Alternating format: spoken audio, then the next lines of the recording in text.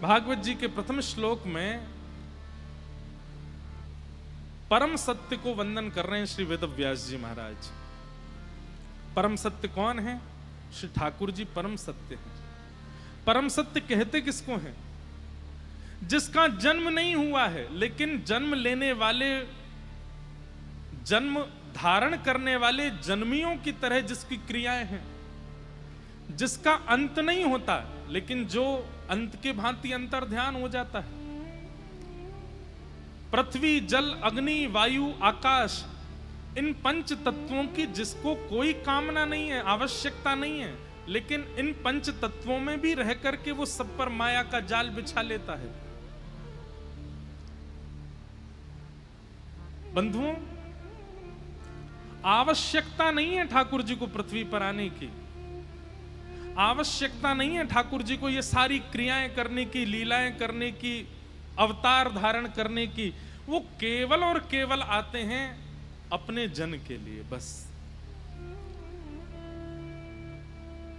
आज जिस बात से कथा का प्रारंभ हुआ वही बात पुनः आ रही है। ठाकुर जी को पृथ्वी पर आने के लिए कोई जरूरत नहीं है, लेकिन कोई व्यक्ति हरिप्रिय बन जाए, उनका अगर प्रिय हो जाए तो प्रिय के लिए कुछ भी किया जाता है।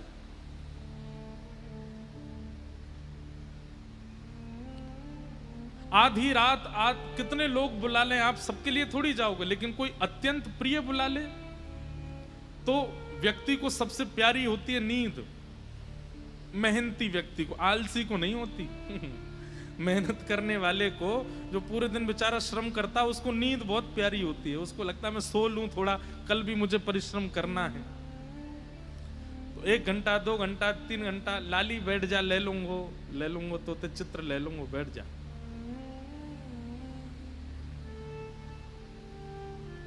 बना के लाइए, मेरो ही चित्र बना के लाइए हैं।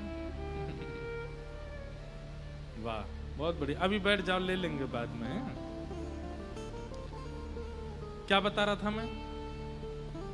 ठाकुर जी को सोच के कथा करते हैं ना तो फिर अपना ही मुख दिख गया, भूल भाल गया सब। क्या बता रहा था मैं? हाँ, निद्रा।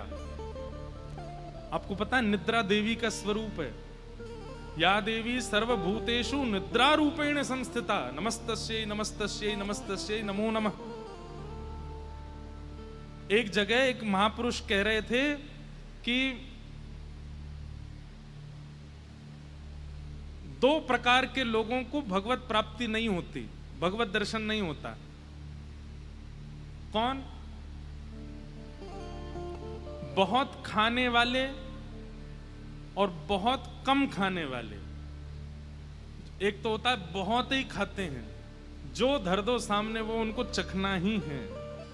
और एक होते हैं वो कुछ भी नहीं खाते, जबरदस्ती सब छोड़ छाड़ के बैठते। अच्छा एक बात बोले, कुछ भी ना खाने वाला व्यक्ति या तो योगी हो सकता है, तपस्वी हो सकता, पर योगी तपस्वी भी कुछ तो ग्रहण करते हैं, अल्प आहार तो वो भी लेते हैं। पर कई बड़े बड़े व्यसनी हमने देखे हैं कि भयंकर व्यसन जिनको होता है वो कुछ नहीं खाते, वो व्यसन में ही रहते हैं। बहुत खाने वाला और बहुत कम खाने वाला, इन लोगों को ठाकुर जी नहीं मिलते। और दूसरा, बहुत सोने वाला और बिल्कुल ना सोने वाला, इनको भी ठाकुर जी नहीं मिलते। इसलिए दोनों में मध्यस्थता रखो। भोजन भी पाओ, अल्प लो, और निद्रा भी अल्प लो, थोड़ी मध्यस्थता रखो। बहुत कम नहीं होना चाहिए और बहुत ज्यादा भी नहीं होना चाहिए, उसमें मध्यस्थता रखो। जितने में पूर्ति हो जाए उतना करो बस। तो निद्रा बहुत प्रिय होती है, लेकिन ऐसी निद्रा में भी कोई अत्यंत प्रिय बुला ले तो सब छोड़ छाड़ के जाते हैं ना। ठीक वैसे ही ठाकुर जी को धराधाम पर आने के लिए कोई आवश्यकता नहीं है। कितनी बार ठाकुर जी कहते हैं, भगवान स्वयं राम कहते हैं कि मैं जितनी देर में लक्ष्मण पलक झपकता है ना, इतनी देर में असंख्य रावणों का वध कर सकता हूं बैठे बैठे। लेकिन ये पूरी लीला करने का अभिप्राय क्या है? बोले रावण का वध तो मैं बैठे बैठे कर सकता हूं, पर सबरी की इच्छा बैठे बैठे पूरी नहीं होगी।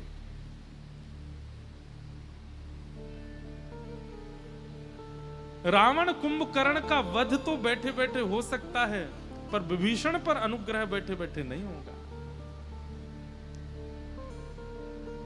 राक्षसों का वध बैठे बैठे हो सकता है, पर हनुमान पर कृपा बैठे बैठे नहीं होगी। उसके लिए तो आना पड़ेगा।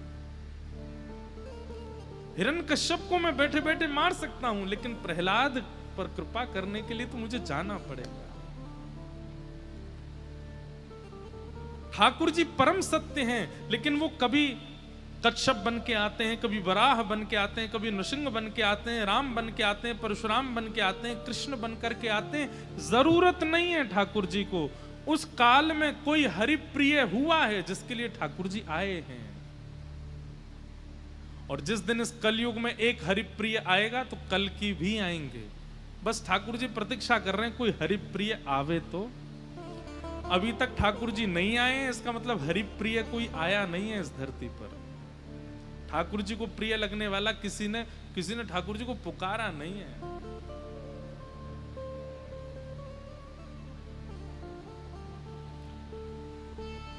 ऐसे परम सत्य परमात्मा जो पृथ्वी जल अग्नि वायु आकाश को भी अपने वश में रखते हैं, जिनको जन्म लेने की आवश्यकता नहीं है, जिनकी कभी मृत्यु नहीं होती है, वो परम सत्य हैं। लेकिन एक किसी परम वैष्णव की इच्छा की पूर्ति के लिए अवतार धारण करके आते हैं, अनुग्रह करते हैं, कृपा करते हैं।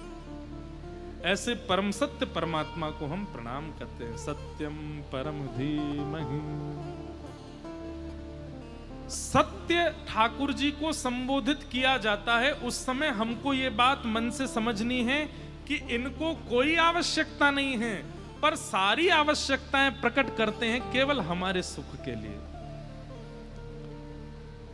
आप लोग अपने घर की सेवा में ठाकुर जी का बिस्तर इसलिए मत बनवाया करो कि ठाकुर जी उस पर सोएंगे तो उनको आराम मिलेगा। हाँ, ये सूक्ष्म भावना तो होनी ही चाहिए, पर ठाकुर जी उस पर पौड़ते अपने सुख के लिए नहीं है। आपको ठाकुर जी को सुलाने में आपको सुख मिलेगा, इसलिए ठाकुर जी सोते हैं, उनको आवश्यकता नहीं।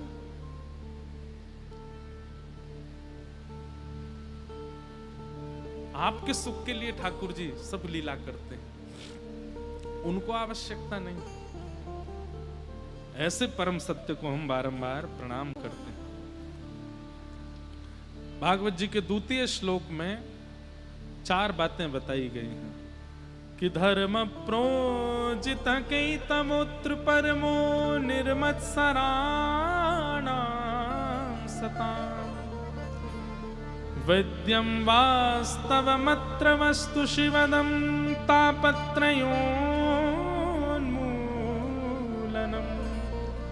श्रीमद्भागवते महामुनिकृते किं वा परेश्वरः सद्यो हृद्यवरुध्यते त्रिकृतिभिः शुश्रूषुभिस्तत्क्षणात्। विषय, अधिकारी, संबंध और प्रयोजन, ये 4 बातें ध्यान से सुनिएगा।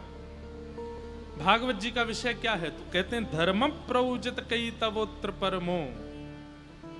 सुनने वाले श्रोताओं के चित्त में परम धर्म की इच्छा प्रकट होना।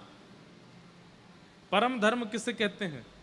शरीर को खिलाना है, शरीर को सुलाना है, शरीर को तैयार करना है, शरीर को धन कमाना है, शरीर का नाम प्रतिष्ठा यश वैभव कीर्ति करानी है, ये धर्म है। पर शरीर के भीतर विराजमान उस आत्मा के कल्याण का चिंतन करना है, ये परम धर्म है। समझ में आई बात? आप सब और मैं, हम धर्म का पालन करते हैं, इसको भोजन कराते हैं, इसको सुलाते हैं, खिलाते हैं, नहलाते हैं, धुलाते हैं, तैयार करते हैं, सब क्रिया करते हैं। पर जिस दिन हमारी सोच में इस शरीर के भीतर विराजमान उस आत्मा की चिंता प्रकट हो जाए कि उसका कल्याण मुझे करना है, उसका उद्धार मुझे करना है, ये शरीर तो मुझे साधन मिला है उसके उद्धार के लिए, ये भावना जिस दिन आपके चित्त में प्रकट हो गई, उसी दिन से आप धर्म नहीं करोगे, उस दिन से आप परम धर्म करोगे। बहुत ध्यान से सुनिएगा। अभी चिंता किसकी होती है? शरीर की। पर जिस दिन चिंता उस जीव की हो जाए जो भीतर है, उसी दिन से परम धर्म। मीराबाई को अपने शरीर की चिंता नहीं है। आप किसी भी वैष्णव भक्त का नाम बोलिए और उसके चरित्र में हम आपको स्पष्ट कर देंगे कि उनको शरीर की चिंता नहीं थी। सूरदास जी को शरीर की चिंता नहीं है, नरसिंह मेहता को शरीर की चिंता नहीं है, जनाबाई को शरीर की चिंता नहीं है, मुक्ताबाई को शरीर की चिंता नहीं है। इन सबको अपने चित्त में विराजमान, देह में विराजमान उस परम तत्व आत्मा की चिंता है कि इसका कल्याण मुझे करना है।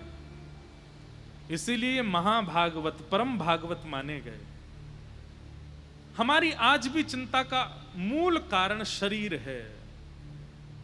भागवत जी का विषय क्या है कि धीरे धीरे सुनते सुनते सुनते सुनते सुनते सुनते शरीर की चिंता समाप्त हो और भीतर की चिंता प्रकट हो कि भाई ये हाथ मिले हैं, नेत्र मिले हैं, कान मिले हैं, जिह्वा मिली है, नाक मिली है, इन सब से मैंने खूब उपभोग कर लिया, लेकिन इस शरीर की तो कोई अंत ही नहीं है सुख का, ये तो मांगता ही रहता है। अब क्यों ना इन साधनों से भीतर विराजमान उस आत्मा के कल्याण का मैं विचार करूं, उसका मुझे उद्धार करना है।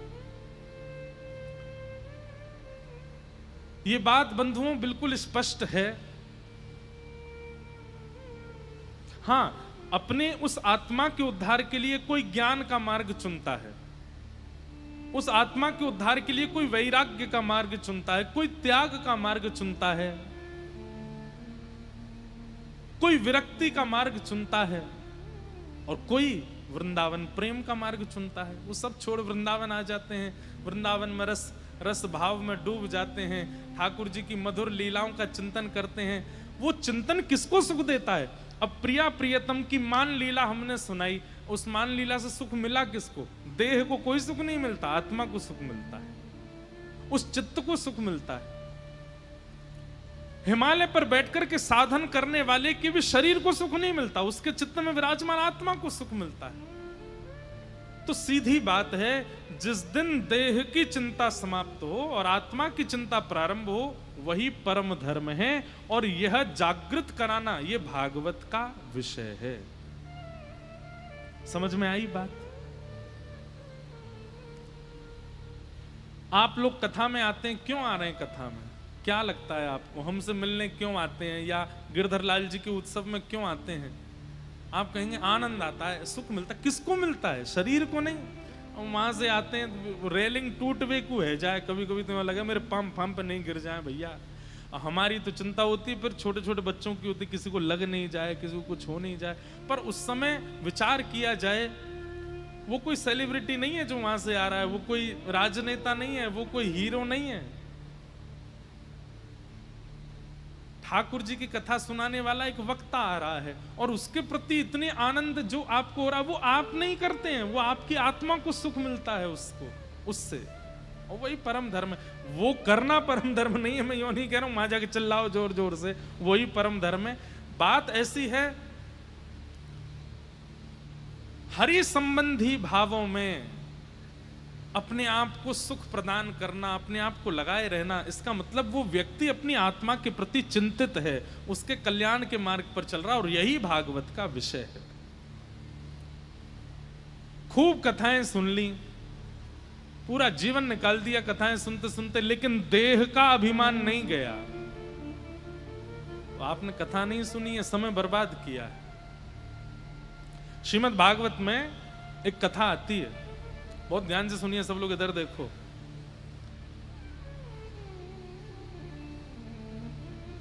रहुगण राजा की,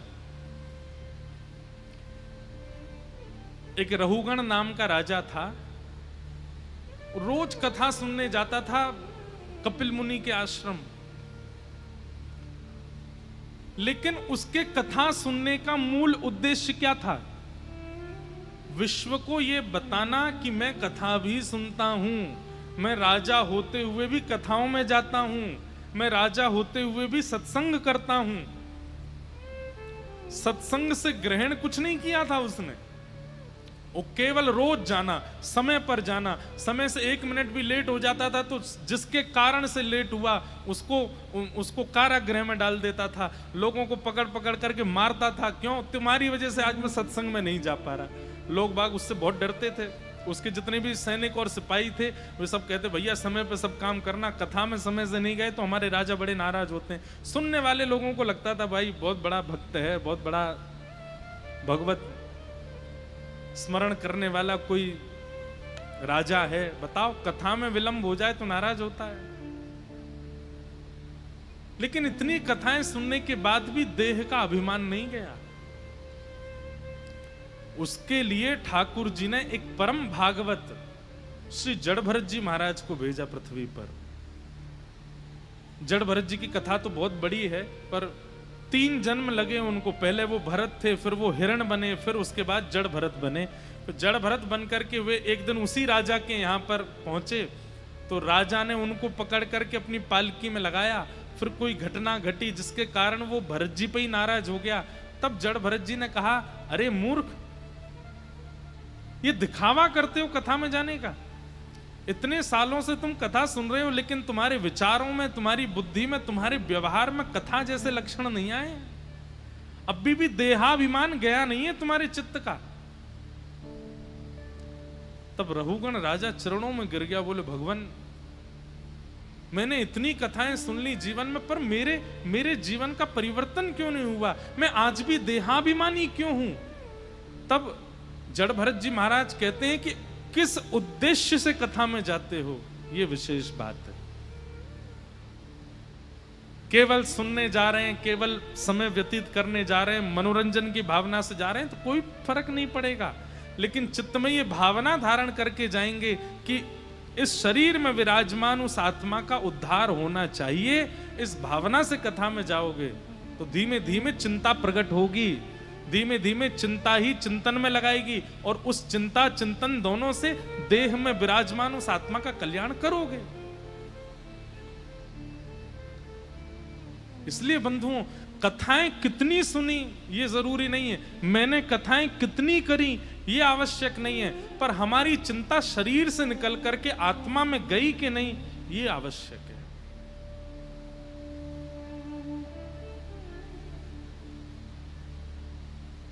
हमें तो पद याद आ जाते हैं बार बार। एक बहुत सुंदर पद है, ब्रज के हमारे एक बड़े अच्छे विद्वान हैं श्री वसंत शास्त्री जी, अभी विराजमान हैं, वल्लभ कुल के आचार्य हैं। उनका रचित पद है, कोई गोपी ठाकुर जी से प्रार्थना कर रही है।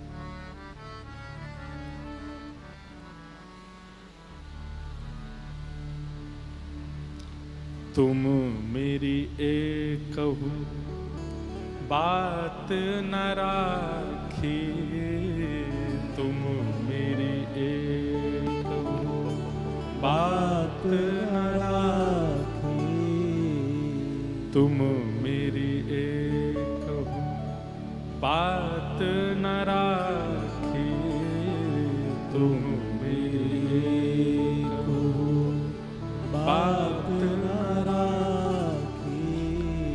जब जब मैं तुम सो कछु मांग्यो, जब जब मैं तुम सो कछु मांगो, मौन गयो मुख ढांकी, मौन गयो मुख ढांकी, तुम मेरी एक बात न राखी, तुम मेरी एक ब्रज की गोपी कह रही है ठाकुर जी से। अब वहां तो गोपी ने कहा, पर यहां हम भी तो कह सकते हैं कि हे नाथ, इतनी कथाएं हम सुनते हैं, इतनी हम आपसे प्रार्थना करते हैं, लेकिन आप हमारी एक भी बात नहीं सुनते। वैसे तो ठाकुर जी से ज्यादा ऐसी बातें करनी नहीं चाहिए, पर कभी कभी तो करनी भी चाहिए, कि कुछ ना कहें ऐसे भी थोड़ी हो सकता है।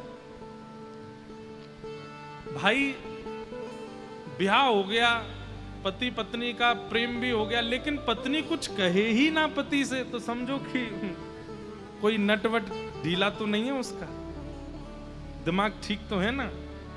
ऐसे ही हम कथा से जुड़ गए, वृंदावन से जुड़ गए, रसिकों से जुड़ गए, लेकिन कभी ठाकुर जी से कुछ कहा ही नहीं। हाँ, ज्यादा नहीं कहना चाहिए, पर कभी कभी तो कहो, कभी कभी तो नहीं गुस्सा करो उन पे। बोले एक भी बात नहीं मानते हो हमारी। और कितना अच्छा शब्द है, जब जब मैं तुम सो कछु मांग्यो, आप क्या करते हो? मौन गयो मुख ढांकी, मुख ढक करके मौन चले जाते हो, सुनते नहीं हो हमारी बात को। हम आपसे कोई संसार तो मांग नहीं रहे। ओ भैया, संसार मांगने वाले इस पद को याद मत कर लेना। ये उन लोगों के लिए जिनके लिए संसार कुछ है ही नहीं, जिनको केवल प्रिया प्रियतम की याचना है, जिनकी आत्मा उनमें विलीन होना चाहती है, वो इस पद को सुनो। और मैं जो कहीं पिय तुम ही छोड़ के, मैं जो कहीं पिय तुम ही छोड़ के, मोह मन अनत न जावे, मोह मन अनत न दम कपट, दम छल कपट, लोभ वासना, दम छल कपट, लोभ वासना, मेरे ही यही न आवे, मेरे हे नाथ, अब इस संसार के लायक मैं रह नहीं गया हूं, मेरे अंदर दंभ नहीं आ पाता है। लोग चाहते हैं कि मैं दंभ से रहूं, छल करूं, कपट करूं, लोगों के बीच में रहने के लिए थोड़ा चतुर बनूं। मुझसे ये सब होता नहीं है नाथ।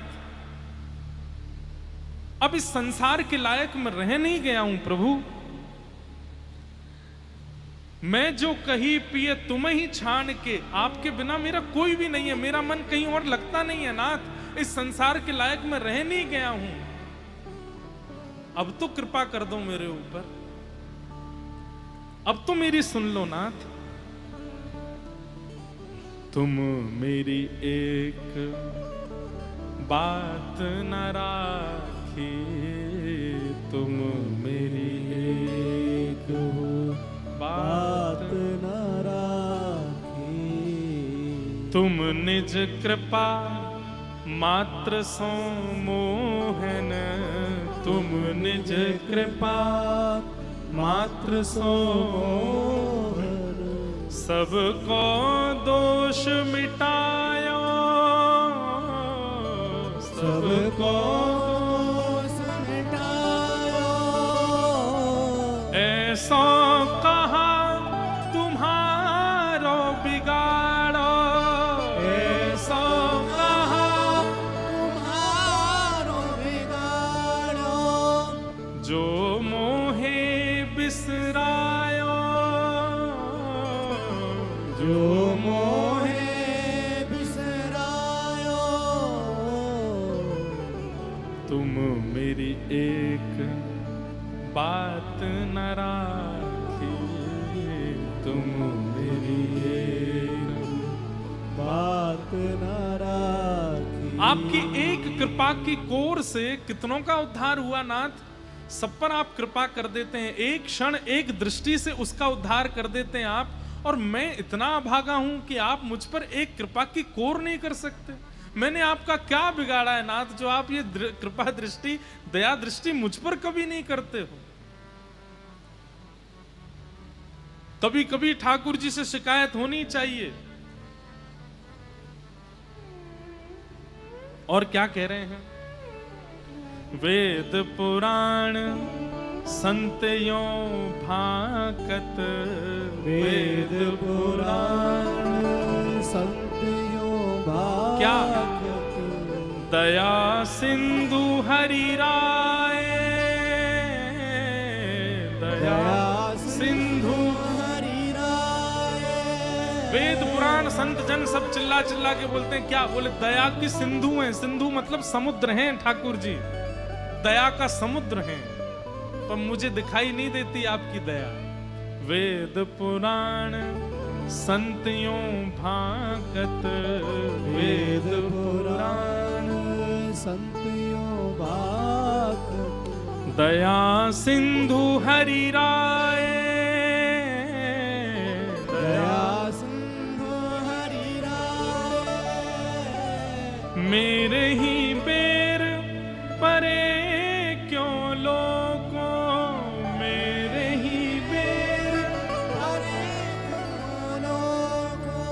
आप दया के सिंधु हो, लेकिन जब मैं सामने आ जाता हूं आपकी दया जाने कहां अंतर ध्यान हो जाती है। ये मुझ पर दया करने में आपको इतनी दिक्कत क्यों है नाथ? मुझे त्यागने में आपको लज्जा नहीं आती है? सबको स्वीकार करते हो, सबको ग्रहण कर लेते हो, सब पर कृपा करते हो, पर मुझे त्याग देते हो। आपको जरा भी मन में ये नहीं आता कि ये भी तो मेरा है, इसको मैं क्यों त्यागूं? त्यागत लाज न आवे, त्यागत लाज न आवे, तुम मेरी एक बात न राखी, तुम मेरी बात न राखी, मेरे एक सहारे तुम ही, मेरे सहारे तुम ही, जो हूँ तुम्हें न पाऊं, जो हूँ तुम्हें न पाऊं। हे नाथ, मेरे केवल आप हो, और अगर मैं आपको भी प्राप्त नहीं कर पाया तो धिक्कार है मेरे जीवन को। मेरे जीवन का आसरा कोई और नहीं है, मैं किसी और के आश्रय में नहीं हूं। मेरे एक सहारे तुम हो, मेरे एक सहारे तुम हो, जो हूं तुम्हें न पाऊं, जो हूँ तुम्हें न पाऊं। हे नाथ, आप मेरे आश्रय हैं और मैं आपको भी प्राप्त नहीं कर पाया तो बसंत भव सिंध ही डूबत, तो बसंत भव सिंध डूबत, मैं भव सागर में डूब जाऊंगा यदि मैं आपको प्राप्त नहीं कर पाया तो। लेकिन फिर अंत में ठाकुर जी को थोड़ा डरा देना है क्या? मैं तो डूबूंगा ही, लेकिन साथ में तुम रोहु नाम डुबाऊं, तुम रोहु नाम डुबाऊं। अरे भैया, इस भवसागर में कौन डूब गया? ठाकुर जी की निरंतर कथा करवे वारो इंद्रेश डूब गयो हैं? मैं डूबूंगा तो ठाकुर जी याद रखियो तुम्हारो नाम भी डूबेगो। प्रहलाद जी कह रहे हैं नाथ, अगर मैं डूबा तो आपकी भी लाज जाएगी। क्यों? बोले कौन डूबा? कोई ये नहीं कहेगा कि हिरण्यकश्यप का पुत्र प्रहलाद, अरे हरि का स्मरण करने वाला प्रहलाद डूब गया। हे नाथ, अगर मैं इस भवसागर में डूब गया, इसको क्या बोलते हैं? ठाकुर जी को हम क्या दे रहे हैं?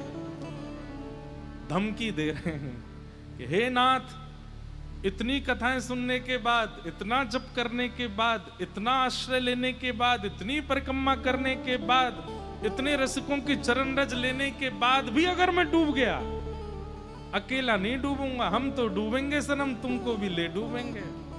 हम तो जाएंगे ही जाएंगे, तुम्हारो नाम और ले जाएंगे संग में। बोले आपका नाम का आश्रय था तब भी डूब गए। तुम मेरी एक बात न मानी, तुम मेरी एक बात न मानी। ऐसे भाव ठाकुर जी के सामने गाने का अधिकार आपको है केवल महीना में एक बार, रोज नहीं। ठाकुर जी से रोज नहीं कहना है कि नाथ अब मेरे पर कृपा करो, नहीं तो देख लेना मैं ऐसा कर दूं। नहीं नहीं नहीं, रोज मत करना। ठाकुर जी को सुदर्शन चक्र चल जाए, वो नहीं तो दारी के रोज आ जाए सामने, एक ही बार। बाकी तो केवल आप कर्म करते चलो, क्रिया करो। भाई जो नौकर होते हैं ना, वो पगार महीना में एक ही दिन मांगते हैं, बाकी दिन क्या करते हैं? साफ सफाई करना या जो भी काम उनका है वो करते रहेंगे। अपने स्वामी को दिखाएंगे, देखो हमने सब बढ़िया करके रखा है, जब हमारा दिन आवे बस उस दिन हमारी जो पगार है वो हमको दे देना, हमारी जो सैलरी है वो हमको दिलवा देना। ऐसे ही आप नाम का आश्रय लो, आप भजन करो, आप धाम में जाओ, ठाकुर जी की सेवा करो, सत्संग करो, करते रहो, चुपचाप कुछ नहीं बोलना। याद रखना कि महीना कौन से दिन पूरा हो रहा है, और जिस दिन महीना पूरा हो उस दिन ऐसी बात ठाकुर जी से कहनी है, नाथ तुम मेरी एक बात न राखी तुम मेरे को बात न राखी। आप हमारी बात नहीं मानते हो ठाकुर जी, तभी तो अनुग्रह नहीं कर रहे हो। महीना में एक बार ठाकुर जी से कहेंगे तो ठाकुर जी को भी लगेगा कि देखो महीना भर तो कुछ बोलता नहीं बेचारा, एक ही बार तो बोलता है, चलो इस पर कृपा करो। रोज बोलने वाले से तो भागा जाता है दूर, रोज ही पीछे पड़ा रहता, कुछ करता धरता है नहीं, पीछे और पड़ा रहता मेरे। तो महीना में कोई एक बार कुछ मांगे तो देने में हमको बुरा नहीं लगता, चलो दे देते हैं। तो इसलिए एक ही बार कहो, बाकी तो केवल अपने नियमों का पालन करो। रोज रोज ठाकुर जी से नहीं कहना, केवल एक बार कहना। तो शरीर छोड़ अपनी आत्मा के कल्याण की इच्छा प्रकट होना, यही परम धर्म है। और ये भागवत जी कराती हैं, देहाभिमान शून्य करा देती हैं, आत्मा निवृत्ति युक्त कर देती हैं भागवत। आपको चिंता होने लग जाती, अब तो मेरे जीवन के बहुत कम समय रह गया, अब मैं कितनी जल्दी अपना कल्याण कर लूं, बस ये चिंता प्रकट हो जाती है। ये भागवत का विषय है। दूसरी बात, ऐसा विषय चित्त में किसके प्रकट होगा, वो अधिकारी कौन है? तो कहते हैं निर्मत सराणाम सताम, जिसके चित्त में मात्सर्य दोष नहीं है। मात्सर्य मतलब ईर्ष्या। मैं बंधुओं हर कथा में कहता हूं, आज भी कहूंगा, कामी व्यक्ति ठाकुर जी को एक दिन अपने भजन से प्राप्त कर लेगा। उसके अंदर अगर काम दोष था, ठाकुर जी नजरअंदाज कर देंगे। किसी के अंदर बहुत क्रोध दोष है, ठाकुर जी उसको भी नजरअंदाज कर सकते हैं। किसी के अंदर लोभ है, ईर्ष्या है, आदि आदि, लोभ है, ममत्व है, आदि आदि दोष हैं, ठाकुर जी उनको एक बार को नजरअंदाज कर सकते हैं। लेकिन यदि कोई व्यक्ति ईर्ष्यावालु है, ईर्ष्यावान है, उसको ठाकुर जी प्राप्त नहीं। और सुनिए, ईर्ष्या भी किससे? वैसे तो ईर्ष्या किसी से भी अच्छी नहीं है, पर उस ईर्ष्या में कोई व्यक्ति अगर कहीं भक्त है, आपको किससे ईर्ष्या है? किसी वैष्णव से ईर्ष्या है, तो भूल ही जाओ कि स्वप्न में भी ठाकुर जी मिलेंगे। सामान्य ईर्ष्या वाले को तो कभी नहीं मिल सकते, पर भक्त से ईर्ष्या रखने वाले से तो स्वप्न में भी नहीं मिलेंगे ठाकुर जी। इसलिए कोई और दोष यदि आपके चित्त में है तो चिंता मत कीजिएगा, लेकिन यदि ईर्ष्या का दोष चित्त में है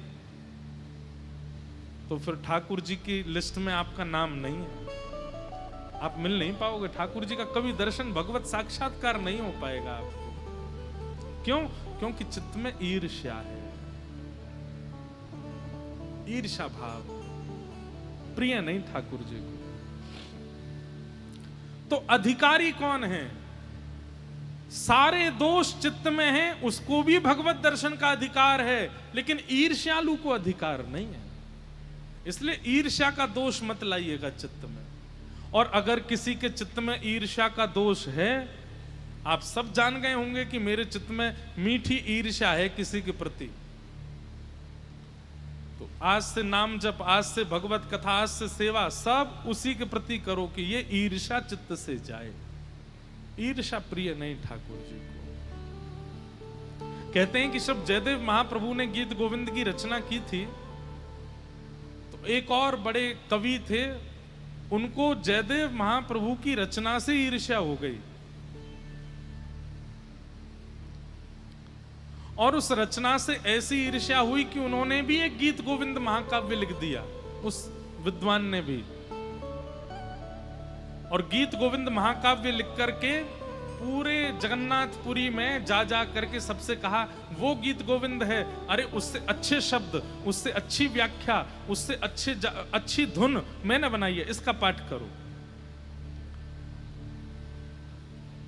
गीत गोविंद उस कवि ने भी ठाकुर जी के लिए ही लिखा है, और निसंकोच शब्दों का जो चयन किया गया था वो बहुत सुंदर था। जो रचना की गई थी वो जयदेव महाप्रभु की रचना से भी थोड़ी सी विलग थी, अद्भुत थी। कई लोग उसके प्रभाव में आने लगे और कई लोग मूल गीत गोविंद को छोड़ करके, जो एक नए कवि ने गीत गोविंद लिखा है, ईर्ष्या में आकर के उसका पाठ करने लगे। किसी ने जाकर के श्री जगन्नाथ महाप्रभु के सामने वो नया वाला गीत गोविंद गा दिया। जैसे ही उस गीत गोविंद का गान किया, ठाकुर जी ने अपने कपाट बंद कर लिए, जबकि गाया ठाकुर जी का ही यश जा रहा है, लेकिन ठाकुर जी को सुनने में अच्छा नहीं लगा। और उसी रात्रि में ठाकुर जी नृसिंह रूप धारण करके जगन्नाथ भगवान पहुंच गए उस नए कवि के पास, और जाकर के उसको क्रोध में भर के बोले कि अगर तैने ये गीत गोविंद अपना विश्राम नहीं किया तो मैं हिरण्यकश्यप का जैसे पेट विदर्ण किया था ऐसे तेरा भी वध कर दूंगा। एक ही गीत गोविंद है और एक ही महाकवि जयदेव हैं, उनके अलावा अगर इनसे ईर्ष्या करके कोई और कुछ लिखने का प्रयास करेगा तो मैं उसको जीवित नहीं छोड़ूंगा। ठाकुर जी का प्रेम देखो। तो उसने पूछा, मुन्नाथ में क्या करूं?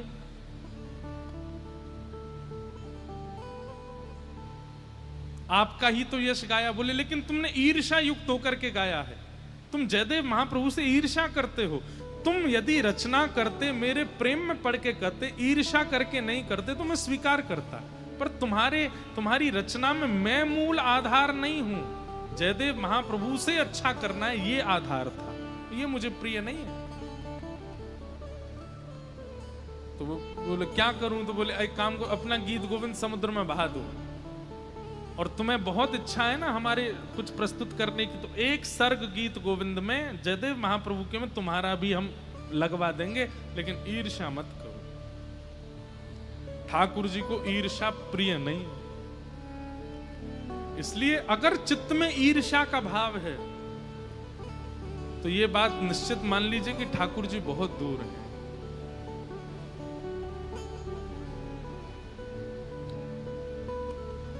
ईर्ष्या नहीं। तो भागवत जी कह रही हैं कि भागवत का अधिकारी कौन, ठाकुर जी का अधिकारी कौन? बोले जिसके चित्त में मात्सर्य दोष यानी कि ईर्ष्या नहीं है, वो ठाकुर जी को प्राप्त हो सकता है। अब यहां ये नहीं कहा गया कि उसमें काम हो तो भी मिलेगा, उसमें क्रोध हो तो भी मिल जाएगा, उसमें और भी दोष हैं तो भी ठाकुर जी से मिल लेगा, लेकिन अगर कहीं ईर्ष्या है तो ठाकुर जी से मिल नहीं सकता। इसलिए ईर्ष्या दोष की निवृत्ति करो। तीसरी बात कहते हैं, भागवत जी किससे संबंध कराती है? क्या भागवत जी को सुनने वाला व्यक्ति विवेकी होता है, ज्ञानी होता है, महत्पुरुष होता है, परम भागवत होता है, भक्त बन जाता है? कथा सुनने वाले व्यक्ति की स्थिति क्या होती है, उसको कौन सी पदवी प्राप्त होती है? तब कह रहे हैं कि वैद्यम वास्तवमत्र वस्तु शिवदम तापत्रयोन्मूलनम् श्रीमद्भागवते महामुनिकृते किं वा परैरीश्वरः सद्यो हृद्यवरुध्यते त्रिकृतिभिः शुश्रूषुभिस्तच्छणा। कथा सुनने वाले व्यक्ति के चित्त में अगर ये भावना आ रही है कि कथा सुनने से मुझे पुण्य मिल रहा है तो गलती कर रहा है। कथा सुनने वाले व्यक्ति के चित्त में यह भावना आ रही है कि मैं पाप मुक्त हो रहा हूं तो वो गलती कर रहा है। कथा सुनने वाले व्यक्ति के चित्त में यह भावना आ रही है कि अब मेरे जीवन से कष्ट चले जाएंगे क्योंकि मैं कथा सुनने लगा हूं, तो वो गलती कर रहा है। कथा सुनने वाले के चित्त में केवल एक भावना प्रकट होगी, क्या? अब श्याम सुंदर मेरे हो रहे हैं, धीरे धीरे मैं उनका हो रहा हूं। बस यही भावना आएगी और कुछ नहीं। उसको अपने पुण्यों की चिंता नहीं होगी, पापों की पीड़ा नहीं होगी, और कोई चीज वो विचार नहीं कर सकता। यहां कथा सुनते सुनते तो हर दिन हर क्षण ज्यों ज्यों कथा बढ़ती है आगे, त्यों त्यों सुनने वाले के चित्त में ये भावना आने लगती है, अब मैं ठाकुर जी के और समीप जा रहा हूँ, अब मैं ठाकुर जी का और सामीप्यवर्ती हो रहा हूँ, अब मैं ठाकुर जी की और सन्निधि प्राप्त कर रहा हूँ। अरे देखो ना, अब ठाकुर जी थोड़े ही दूर रह गए मुझसे, बस मिलने ही वाले हैं। ये भावना उसके चित्त में प्रकट होने लग जाती है, और इसी भावना से प्रसन्न होकर के वो नृत्य करता है, उसके नेत्रों से अश्रु गिरने लगते हैं, वो भावावेश में चला जाता है। तब समझो कि मूल में कथा सुन रहा है और कथा उसको स्वीकार कर रही है। वैद्यम वास्तवमत्र वस्तु शिवदम, ठाकुर जी से संबंध लगने लगे और ठाकुर जी के सामीप्यवर्ती का अनुभव होने लगे कथा सुनते सुनते, तो समझो कि आप कथा सुन रहे हो। समय का भी भान ना हो, देह का भी भान ना हो, आगे कौन है, पीछे कौन है, इधर कौन है, इधर कौन है, ये सब भान ना हो। बस कृष्ण मेरे हैं, मैं कृष्ण का हूँ। आहा, आज तुम्हें और समीप आ गया, आज तुम मेरे और मैं और ठाकुर जी के नजदीक पहुंच गया हूँ, ये भावना चित्त में आने लग जाए। यही कथा का मूल उद्देश्य है।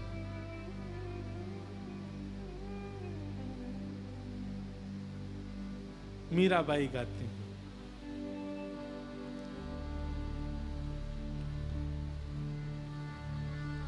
गिरधर जन्म मरण रासा थे, गिरधर जन्म मरण रासा थे, गिरधर जन्म मरण रासा थे, गिरधर जन्म करताल बजा के गाओ और ऊंचे स्वर में गाओ। गिरधर जन्म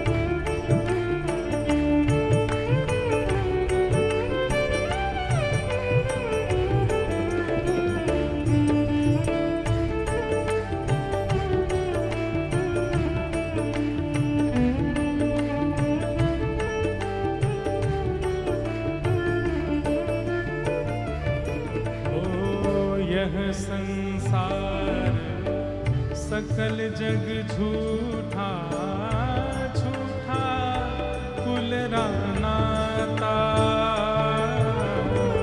यह संसार सकल जग झूठा, झूठा कुल रानाता, यह संसार सकल जग झूठा, झूठा कुल रानाता, ये संसार सकल जग झूठा, झूठा कुल रानाता। मीरा के प्रभु गिरधर नागर, मीरा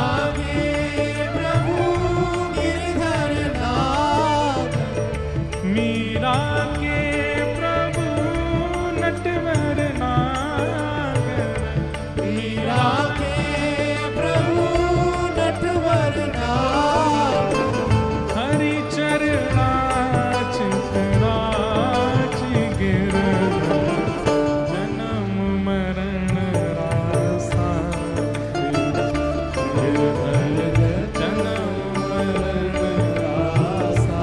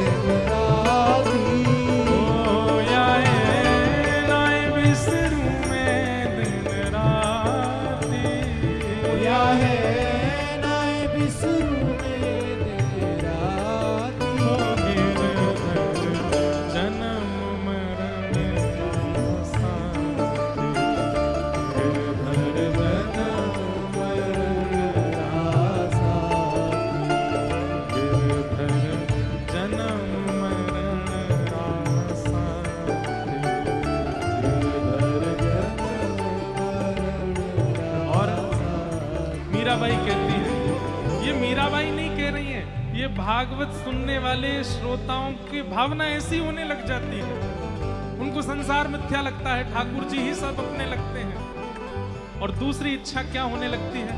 पल पल पिय को रूप निहारूं, निरख निरख सुख पाती।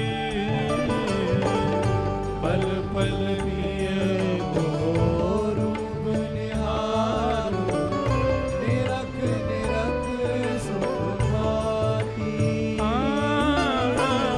पल पल पिय को रूप निहारूं, निरख निरख सुख पाती। पल पल पिय को रूप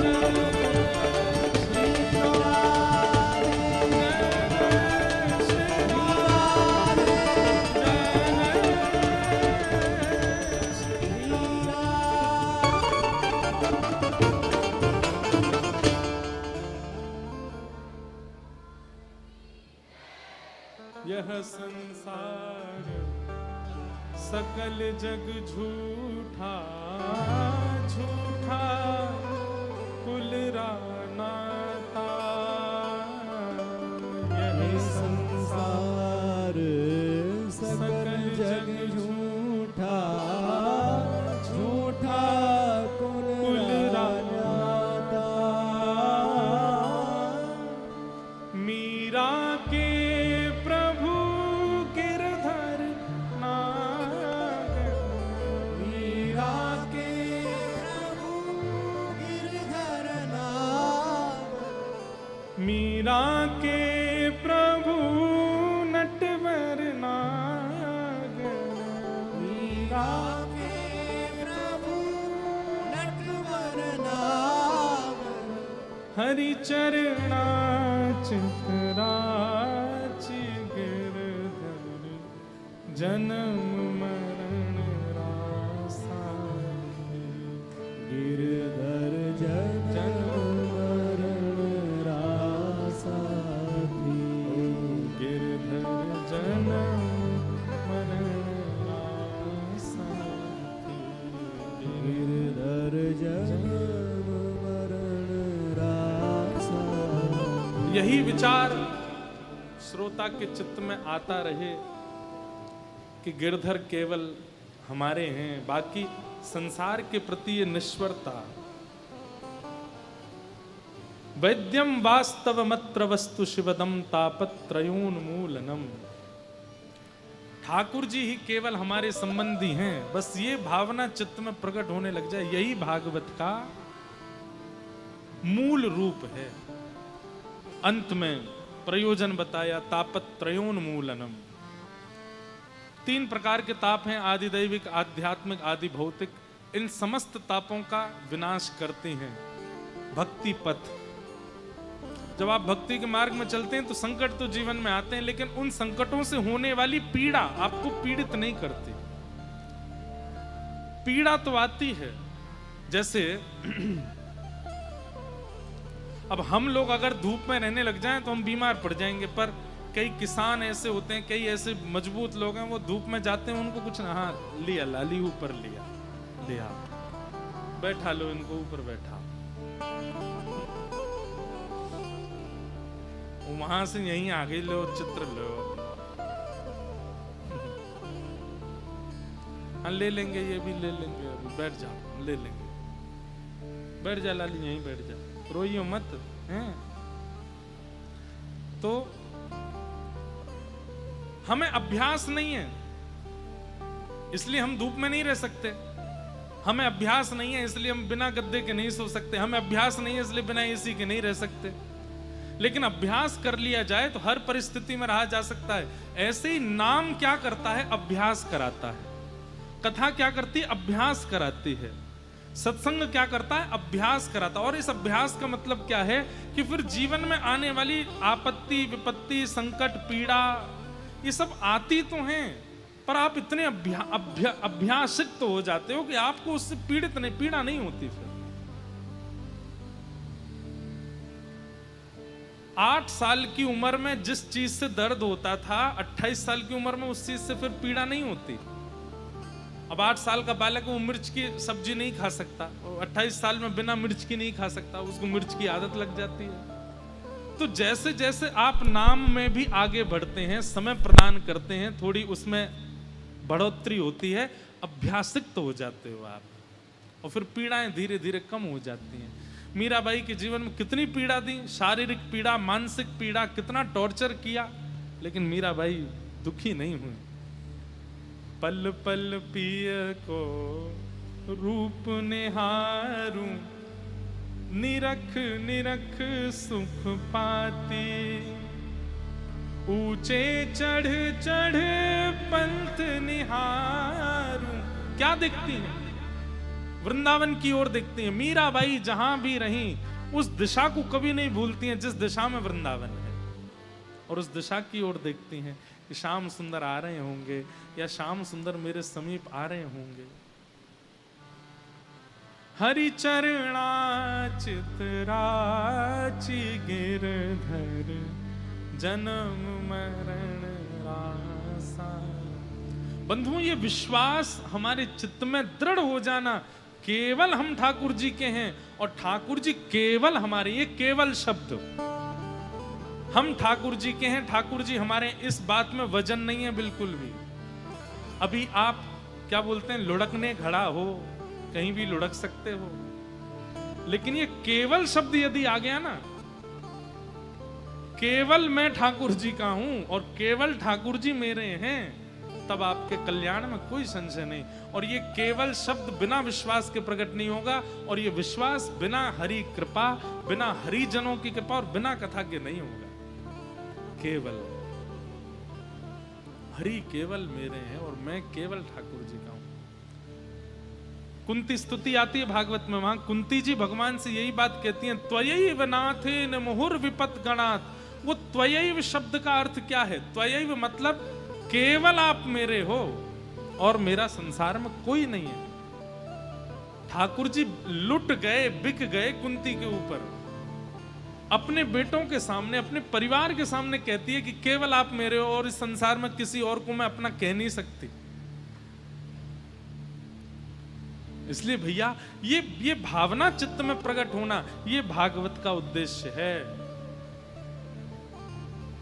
ये केवलत्व, ये समर्पितत्व ठाकुर जी के प्रति हो जाए आपका।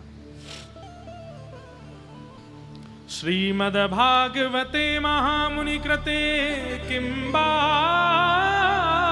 परैरीश्वर सद्यो हृदय वरुद्धते त्रिकृत भी शुश्रूषुभिस्तच्छणा।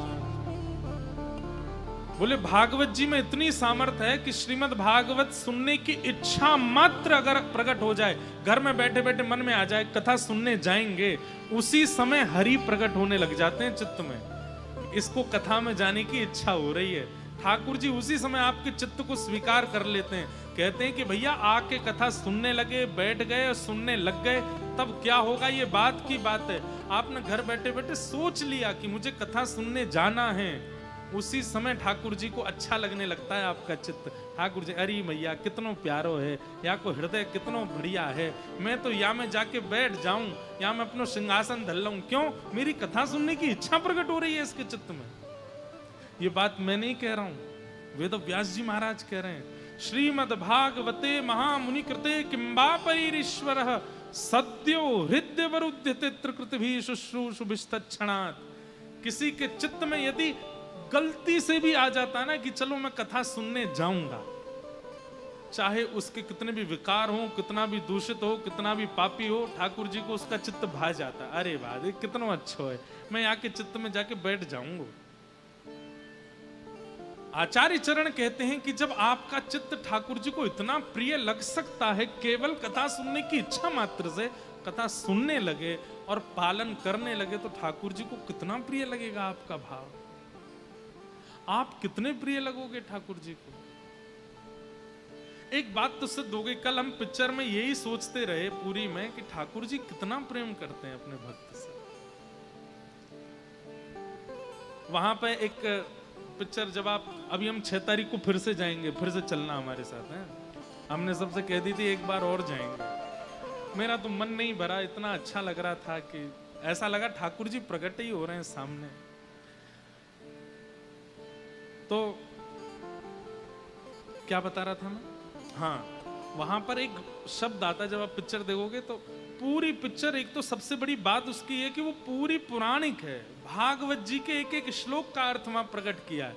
ये बात निश्चित वहां आती है कि ठाकुर जी प्रहलाद जी से एक शब्द कहते हैं, आपको भी सुनने में अटपटा लगेगा। क्या? कि मैंने, एक शब्द कहते हैं ठाकुर जी कि मैंने आने में अगर विलंब किया हो तो प्रहलाद मुझे क्षमा कर देना। तो प्रहलाद जी ये सुनकर के विचलित हो जाते हैं। ये वाला दृश्य उसमें नहीं है। ये सुनकर के प्रहलाद जी इतने विचलित होते हैं कि रो रो करके ठाकुर जी के चरण गीले कर देते हैं अपने अश्रुओं से कि नाथ आपने ये कैसे कह दिया कि मुझे क्षमा कर दो। ये जरूर मैंने कोई पाप किया होगा, मेरा कोई दुष्कर्म होगा, मेरा कोई जघन्य अपराध होगा, कुछ जो मेरे स्वामी को ये कहना पड़ रहा है कि मुझे क्षमा कर दो। आप स्वामी हैं, मैं आपका दास हूं, आप मुझसे कैसे कह सकते हैं कि आप मुझे क्षमा कर दो? तब ठाकुर जी एक बात वहां कहते हैं, बोले कि जब तक भक्त से मैं नहीं मिलता तब तक मैं स्वामी हूं और वो दास है, और जैसे ही मैं भक्त के सन्मुख आ जाता हूं तो मैं उसको स्वामी बना के उसका दास बन जाता हूं। फिर अनुब्रजाम में हम नित्यम पूये ये तन्य रेणुभि। ठाकुर जी क्या उपमा देते हैं, ध्यान से सुनना। बोले फिर मैं क्या करता हूं, बोले जैसे गैया चलती है और जहां जहां गैया जाती है उसका बछड़ा पीछे पीछे पीछे पीछे जाता है, एक मिनट के लिए भी अपनी मैया को छोड़ता नहीं है, ठीक वैसे ही एक बार भक्त से जब तक मैं मिला नहीं हूं तब तक समझो कि मैं स्वामी हूं, लेकिन एक बार जब मैं मिल जाता हूं फिर अनुब्रजाम में हम नित्यम, वो जहां जहां जाता है मैं उसके पीछे ही चलता हूं, मैं उसका एक क्षण के लिए भी साथ नहीं छोड़ता और मैं उसको स्वामी बना लेता। हमारे ब्रज में एक रसिया गाते हैं, मैं भगतन को दास भगत मेरे मुकुट मणि, मैं भगतन को दास भगत मेरे मुकुट मणि। मुझे पूरा रसिया मुझे आता नहीं है, एक दिन सुनाऊंगा। ठाकुर जी गा रहे हैं, मैं भगतन को दास भगत मेरे मुकुट मणि। कभी कभी पता है कथा कहते कहते मुझे क्या लगता है, जैसे मां ने लड्डू बनाया, किसके लिए बनाया? बेटे के लिए बनाया। बेटे को लड्डू बहुत पसंद है, लेकिन मां उसको दे नहीं रही है। क्यों? मां कहती है कि ये लड्डू के लोभ में इससे कुछ काम करवा लूं पहले। अच्छा सुन, तू बहुत बहुत ऊधम मचाता, पहले अपना ऊधम कम कर तब लड्डू खिलाऊंगी। तो बालक बेचारा सीधा हो जाता है, एक जगह बैठ जाता, अब नहीं करूंगा, अब आप दे दो। अच्छा तू इतने इतने अच्छा याद करके दिखा दे तो मैं तुझे लड्डू दूंगी, तू ये करके दिखा दे तो मैं तुझे ये दूंगी। अब लड्डू तो मैं बोल रहा हूँ आजकल के बच्चों को लड्डू पसंद है नहीं, उनको तो चॉकलेट चाहिए और किंडर जॉय चाहिए, फ्रूटी चाहिए। ये वाला टाइम भी हमारा था, आज के बच्चों को तो फोन चाहिए, मम्मी वो खोल के दे दो, मैं तोता हरे रंग का मैं तोता। छोटे छोटे बच्चे फोन पे भी लगे रहते हैं, उनकी माताजी भी चल रोना बंद कर ले, देखते ले, फोन देखता रहे। हम लोग थे, हमारे जमाने में बच्चे लड्डू पे खुश हो जाते थे, जूस पे खुश हो जाते थे, घर में माताजी कुछ बढ़िया सा बना दें उस पे खुश हो जाते। हमसे पुराने वाले आप लोग कई बड़े बड़े ये रोटियों पे ही खुश हो जाते थे, रोटी दे दो मम्मी, चावल दे दो, रोटी दे दो, दाल डाल के दही डाल के बना के दे दो, इसी पे ही खुश हो जाते थे। मां ने सामग्री बनाई बालक के लिए ही है, लेकिन वो बालक को देती क्यों नहीं? ताकि उसमें जो विकार हैं वो नष्ट हो जाएं, इसके लोभ से तो मैं इसको दे दूं। मां ने अपने लिए नहीं बनाया है या किसी और के लिए बचा करके नहीं रखा, आपके लिए ही है, बस प्रतीक्षा करती है अधिकारी हो जाओ तो दे दूं। ठीक वैसे ही ठाकुर जी श्रृंगार करते हैं, ठाकुर जी सुंदर बनते हैं, ठाकुर जी पीतांबरी पहनते, किसके लिए? हमारे लिए। ठाकुर जी गोद तैयार रखते हैं, रोज यहाँ पे इत्र लगाते हैं कि यहाँ पे कोई बैठाऊंगो, वहाँ को आलिंगन करूंगो, वहाँ को हृदय से लगाऊंगो, वहाँ के सिर की सुगंधी को मैं सूंघूंगो, वहाँ को अपनी जीभ से चाट लूंगो, वहाँ को बहुत स्नेह करूंगो, दुलार करूंगो। ठाकुर जी रोज तैयारी करते हैं, जैसे सबरी रोज तैयारी करती है कि राम जी आएंगे, ऐसे राम जी भी रोज तैयारी करते हैं कि आज मेरा कोई परम भागवत इतनी भक्ति करके शुद्ध पवित्र भाव से एक बार मेरे सन्मुख आ जाए, मैं उसको उठा के गोद में बैठाऊं। वो तो तैयार बैठे रहते हैं, हम ही प्रस्तुत नहीं हो पाते, हम ही प्रस्तुत नहीं कर पाते, हम ही कमी छोड़ रहे हैं। ठाकुर जी तो तैयार बैठे हैं, बिल्कुल जैसे बोलते हैं ना अधर, हमारे ब्रज में कहें अधर धरोए, अधर धरो मतलब बिल्कुल तैयार बैठे हैं ठाकुर जी आने के लिए। अब भी कहीं छुप छुपा के देखे ही रहे होंगे, टुकुर टुकुर दूरबीन लगा के सबको देख रहे होंगे, कौन कौन शुद्ध हो जाए, कौन पवित्र हो जाए, कौन मेरे लायक हो जाए, मैं तुरंत वाको उठा के पकड़ लूं बस। और हर दिन ठाकुर जी निराश होते हैं, नहीं बन पाते हम उनके योग्य। बहुत प्रेम करते हैं ठाकुर जी, उस प्रेम का रिवर्ट नहीं कर पाते हम ठाकुर जी को। इसीलिए भगवत मिलन में समय लग रहा है, विलंब हो रहा है। क्या करो? बोले केवल गुरु के वचन अटल कर मानो, गुरु के वचन अटल कर मानो, साधु समागम की जय, साधु समागम की जय। मन रे कृष्ण नाम कह लीजय, मन रे कृष्ण नाम कह लीजय। भैया सूरदास जी कहते हैं, सूर कहां कहे दुविध आंधरो, बिना मूल को चेरो, भरोसो दृढ़ इन चरणन केरो। इस कलिकाल में भगवत प्राप्ति के लिए एक साधन है केवल, गुरु के वचन अटल कर मानो। एक रसिक को, एक गुरु को बस अपने जीवन में आधार बना लीजिए और वो जो कहें बस वो कर दो, ठाकुर जी मिल जाएंगे। एक पथ प्रदर्शक जीवन में आ जाए बस, और उसकी वाणी पर संशय ना हो, संदेह ना हो, उसको पालन करने में विचार ना करना पड़े, वो कह दें और हम कर दें, बस इतने से ही भगवत मिलन सहज हो जाएगा, भगवत प्राप्ति सहज हो जाएगी। गुरु जी ने कुछ कहा, या हम जिसको रसिक को सुनते हैं उसने कुछ कहा, और उसकी वाणी सुनकर के अच्छा तो लगा, लेकिन पालन करने में संशय आया, बस वहीं डोर रुक जाती है, भगवत मिलन में फिर बाधा आ जाती है। कह दे और आप विचार ना करके सीधे करने लगो, उससे भगवत प्राप्ति होती है। एक ठग की कथा हम सुना रहे थे अभी कुछ दिन पहले। एक व्यक्ति को किसी वक्ता ने कह दिया कि तुम वृंदावन चले जाओ, तुमको भगवान मिलेंगे, इस बात के बाद कथा को विश्राम देंगे, क्योंकि हमें पता है बहुत दूर से लोग आते हैं, बहुत जल्दी आ जाते हैं, हम ही हैं लेट लतीफ आदमी। मैं निकलता तो जल्दी हूं, पर ये ट्रैफिक बहुत होता है रास्ते में। तो मैं क्या बता रहा था, हाँ एक ठग था, बड़ी अच्छी कथा, अभी मैं ऑस्ट्रेलिया में भी सुनाई, गुरु पूर्णिमा पे भी सुना रहा था। तो वृंदावन में किसी कथा में वक्ता ने कह दिया कि भाई वृंदावन चले जाओ, तुमको ठाकुर जी मिल जाएंगे। तो एक श्रोता को इतना विश्वास हो गया इस बात पे, उसने ये विचार नहीं किया कि वक्ता तो ऐसे ही बोलते रहते हैं, वृंदावन में ठाकुर जी मिल जाएंगे। उसको लगा कि ये वक्ता कह रहे हैं, इसका मतलब मिल जाएंगे, और तुरंत कथा से बाहर निकलते ही वृंदावन चला गया सीधा ठाकुर जी में। ऐसे ही पता है कौन गए थे? मधु पंडित, जिनको गोपीनाथ जी मिले, जो तीसरे ठाकुर है ना।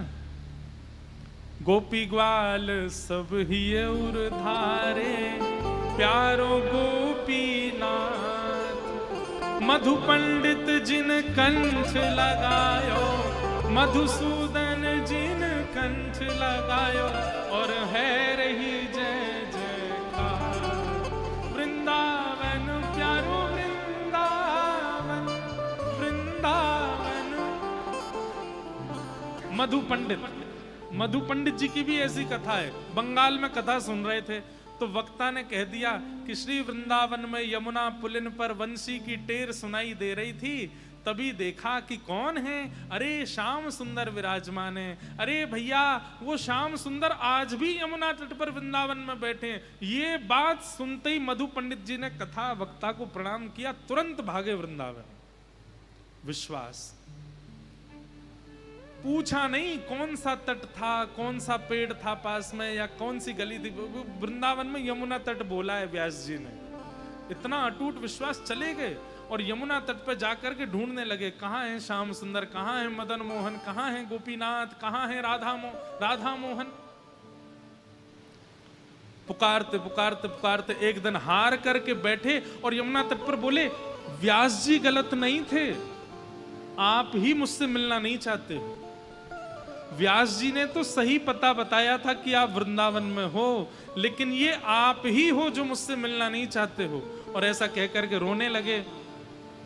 जमुना जी में बाढ़ आ गई थी, जिस टीला पे बैठे थे वो टीला धंसने वाला था और इतने अचेत अवस्था में थे कि अपने आप को बचा नहीं पाए। ठाकुर जी ने देखा, अरे भैया ये टीला धंस जाएगा, ये मधु पंडित जमुना जी में बह जाएगा। तो ठाकुर जी बोल पड़े, ए मधु पंडित, तेरो टीला बह जाए। टीला समझते हैं, मिट्टी का ऊंचा सा बन जाता है। तो ठाकुर जी बोल पड़े, ए मधु पंडित, अपने आप को संभाल, तेरो टीला जमुना जी में बह जाएगा। तो स्वर सुन के पहले तो मधु पंडित आनंदित हो गए कि ठाकुर जी आ गए, लेकिन तुरंत अचेत होकर के बोले, अब नहीं आऊंगा, अब तो आप ही बचाने आओ। ठाकुर जी बोले, अरे आकाशवाणी करना हमारा स्वभाव है, हम आकाशवाणी से सबको बता देते हैं क्या करना क्या नहीं करना, प्रत्यक्ष प्रकट जल्दी नहीं होते। तो मधु पंडित बोले, तो फिर डूब जाने तो क्या आपको जल्दी पड़ी है, हम मर जाते हैं, आप मत आओ हमारे सामने। जैसे ही टीला जमुना जी में खिसकने लगा, ठाकुर जी ने 3 बार कही, मधु पंडित संभालो खुद को, नहीं संभाले तो तीसरे बार में तो श्री गोपीनाथ जी प्रकट हो गए और मधु पंडित जी का हाथ पकड़ के बचाया और श्री गोपीनाथ प्रकट हो गए। तो एक व्यक्ति ऐसी कथा सुन के वृंदावन चला गया और वृंदावन में जाकर के ढूंढने लगा। वक्ता ने कहा है श्याम सुंदर वृंदावन में है। सबसे पूछता, ठाकुर जी कहाँ हैं? कोई कहता मंदिर में चले जाओ, भीतर हैं। तो देखता रहता, कपाट बंद हो जाते तो फिर पुजारी जी से कहता, ठाकुर जी कहाँ हैं? बोले गैया चराने गए। कहाँ गए? भांडीर वन गए। भांडीर वन चला गया। वहां जाकर के किसी गैया चराने वाले से बोला, ठाकुर जी कहाँ हैं? बोले वो तो यहाँ नहीं है वृंदावन में। तो फिर वापस वृंदावन आ गया। उसका इतना विश्वास हो गया, जो जो कह देता था उसी बात को करने लगता। तब ये ठग ने देखा कि भाई ये दुनिया भर से पूछ रहा है, बड़ा सीधा है, बड़ा सरल है, उसके हाथ में सोने की अंगूठी है, बैग बस्ता है, इसमें भी कुछ सामग्री तो होगी, इसको हम पकड़ लेते। और ठग ने जाके कहा, तुमको ठाकुर जी से मिलना है? बोले हाँ मिलना है भैया, आपके हाथ जोड़े मिलवा दो। बोले एक काम करो, जमुना जी पे चलो, सारे कपड़े उतारो। कपड़े उतार दिए। बोले अंगूठी अंगूठी भी सब उतार दो। अंगूठी उतार दी, सब अपने जेवर उतार दिए। बोले अब क्या करना? बोले कंठ भर गंगा जी जमुना जी में चले जाओ और जमुना जी में जाकर के श्याम सुंदर को पुकारना प्रारंभ करो, मिल जाएंगे। तो कब मिलेंगे? बोले मैं खुद बोलूंगा आंख खोलो, तभी आंख खोलना। इतना विश्वास। भयंकर सर्दी का समय, जमुना जी में चला गया, कंठ भर खड़े होकर के और बस पुकारने लगा, श्याम सुंदर आ जाओ, हे श्याम सुंदर, मदन मोहन, हे मधुसूदन, हे राधा रमण, हे राधा वल्लभ, जल्दी आ जाओ, मुझे दर्शन दे दो। और वो ठग जो लेके गया था, उसने सब सामग्री चुरा ली, बैग बस्ता सब उठाया, लेके वहां से भाग गया। और वो आदमी खड़ा खड़ा पुकार रहा है, ठाकुर जी आ रहे होंगे, हे श्याम सुंदर, मदन मोहन, मुरलीधर, वृंदावन चंद, जल्दी आओ, मुझे दर्शन दे दो। सुबह से शाम हो गई, लेकिन वो बस उत्साह में पुकार रहा है, ठाकुर जी जल्दी आ जाओ, जल्दी। और फिर बोलता है, गुरुजी ठाकुर जी आ गए क्या?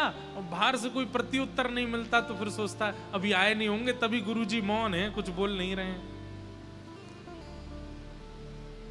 शाम हो गई, तब किशोरी जी को उस पर दया आ गई और किशोरी जी ठाकुर जी के पास गई। ठाकुर जी जाके बोली, सुनो, ये जमुना जी में एक भक्त खड़ा है, इसको जाके दर्शन दे के आओ।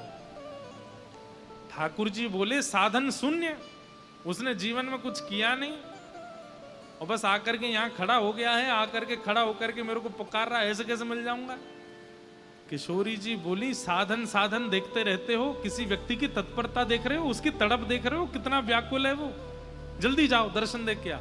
ठाकुर जी बोले ठीक है, हम जाते हैं। ठाकुर जी चले गए और ठाकुर जी सामने खड़े आके वंशी बजा रहे हैं, स्वयं प्रकट हो गए ठाकुर जी। तो वो भक्त अंदर खड़ा खड़ा बोला, आहा, इतनी मधुर वेणु की ध्वनि सुनाई दे रही है, आप कौन हैं? ठाकुर जी बोले, जिनको तुम पुकार रहे हो हम वही हैं, चलो आंख खोलो, हमारा दर्शन करो। अच्छा ठाकुर जी आप आ गए? बोले हाँ। आप राधारमण जी हो? बोले हाँ मैं राधारमण हूं। आप वही मदन मोहन हो, यशोदा जी के लाला? बोले हाँ मैं वही हूँ। अच्छा, बाहर मेरे गुरुजी बैठे होंगे, उनसे कह दो वो मुझे आज्ञा कर दें कि मैं आंख खोल लूं तो मैं खोलूंगा, नहीं तो नहीं खोलूंगा। उनसे कहो। ठाकुर जी बोले दारी के हम तेरे सामने प्रत्यक्ष खड़े हैं और वो गुरु को ढूंढ रहा है, और वो गुरु कोई नहीं है, ठग है वो। तुम्हारे सोना चांदी सब चुरा के भाग गया है उस जिसको तुम गुरु कह रहे हो। ये तो किशोरी जी को दया आ गई तो हम तुमको दर्शन देने आ गए, वो कोई गुरु नहीं है। भक्त रोने लगा, आप कैसे कह सकते हैं? उन्होंने ही तो आज्ञा की थी कि जमुना जी में चले जाओ, नेत्र बंद करके बैठ जाओ, सब अपने आभूषण उतार के चले जाओ, तुमको श्याम सुंदर मिलेंगे। अरे मेरे गुरु तो कितने श्रेष्ठ हैं, सुबह से शाम हुई और आप सामने आ गए हो और आप उन गुरु को ठग बोल रहे हो। वो मेरे गुरु ठग नहीं हो सकते। लेकिन नाथ क्षमा करें, मैं तो तभी देखूंगा जब वो आके बोलेंगे कि आंख खोलो। ठाकुर जी बोले खड़ो रहे यहीं पे, मैं तो जा रहा हूं। और ठाकुर जी वापस चले गए। श्री जी बोली दे आए दर्शन? अरे श्री जी आप भी कैसे इनके पास भेज दे हो, उन्हों कह रहा है कि गुरु जी बुलाओ, और बाको गुरु मैं जानू वो ठग है एक नंबर को, और यूं कह रहा बात कि बाव की आंख को, अब एक ठग के कहवे पे दर्शन दूंगा मैं? श्री जी बोली दर्शन तो देने पड़ेंगे। तो क्या करना पड़ेगा? बोले ठग को ढूंढो, उसको ले जा करके जमुना जी पे उससे बुलवाओ कि आंख खोल, और फिर उसको दर्शन तो फिर आओ। श्री जी बोली मैं, ठाकुर जी बोले मैं ठग के पास जाऊंगा। बोले जानो तो पड़ेगा। ठाकुर जी बोले जय हो किशोरी जी, बड़ी सरल हो आप, आपकी सरलता में कभी कभी हम पिस जाऊं। ठाकुर जी गए वृंदावन में, ढूंढ रहे हैं ठग कहाँ है। वो ठग दिन भर में कितनी कमाई करी गिन रहा था। इतने में ही ठाकुर जी पहुंच गए। आहा, त्रिभंग लली श्याम सुंदर कमर पे हाथ धर के उसके सामने खड़े हैं। उसने जैसे ही देखा, रूप माधुरी देख करके, रूप स्वरूप देख करके, वो पहले तो हक्का बक्का रह गया, नेत्र खुले रह गए। बोले आप? बोले श्री वृंदावन चंद ठाकुर जी हैं हम। अरे नाथ, मैं आज तक सोचता था कि मैं बहुत बड़ा ठग हूं, मैं बहुत बड़ा पापी हूं, लेकिन आज आपको सामने देख करके मुझे मन में आ रहा है कि मैंने पाप नहीं किया, मैंने भी पुण्य किए हैं, जो आप मेरे सामने खड़े हो, आपके मुझे दर्शन हो रहे हैं। ठाकुर जी बोले काम तो तेने एक भी अच्छो ना कियो है, लेकिन तेरो चेला इतना बढ़िया मिलो जाकी वजह से तो मेरे दर्शन है रहे। अब जल्दी चल और वाकू जाकर के आज्ञा कर कि वो नेत्र खोल के मेरा दर्शन कर ले। ठाकुर जी ठग को पकड़ करके ले गए जमुना जी, और जमुना जी जाके बोले अब इसको बोलो कि नेत्र खोल करके श्याम सुंदर के दर्शन करो। तब वो ठग आया, उसने कही अरे भैया जल्दी नेत्र खोल ले, साक्षात श्री राधारमण लाल तेरे सामने खड़े हैं। जब अच्छा गुरुजी आप आज्ञा दे रहे हैं तो मैं खोलूंगा। फिर नेत्र खोल करके देखे, तब ठाकुर जी के दर्शन किए, दंडवत प्रणाम किए और चरणन में वंदन किए। ठाकुर जी बोले भैया मान गए तो है, तेरी भक्ति मान गए, एक ठगते ने गुरु बना लिए। आपसे हमारी एक प्रार्थना है, आप चाहो तो अभी अंतर ध्यान हो जाओ, पर हमारे गुरु जी को ठग मत बोलो। वो ठग नहीं है, हमारे गुरु जी हैं, उनकी आज्ञा से आप मिले। ये बात हम क्यों बता रहे हैं? भगवत संबंधी कोई एक बात झूठ झूठ में भी बोल दे, आप उस पर विश्वास करके मान लो। गुरु वाणी से भगवान मिलते हैं, बात सत्य है। रसिकों की आज्ञा से, संतों की आज्ञा से ठाकुर जी मिलते हैं, सब बात सत्य है। पर इन सब बातों की बात एक, भरोसे से भगवान मिलते हैं। ठाकुर जी पे विश्वास हो, वाणी पर विश्वास हो, तब ठाकुर जी मिलते हैं। इसीलिए श्री गोपीनाथ जी प्राप्त हुए मधु पंडित जी को। तो बस गुरु के वचन अटल कर मानो, साधु समागम कीजे, मन रे कृष्ण नाम कह ली।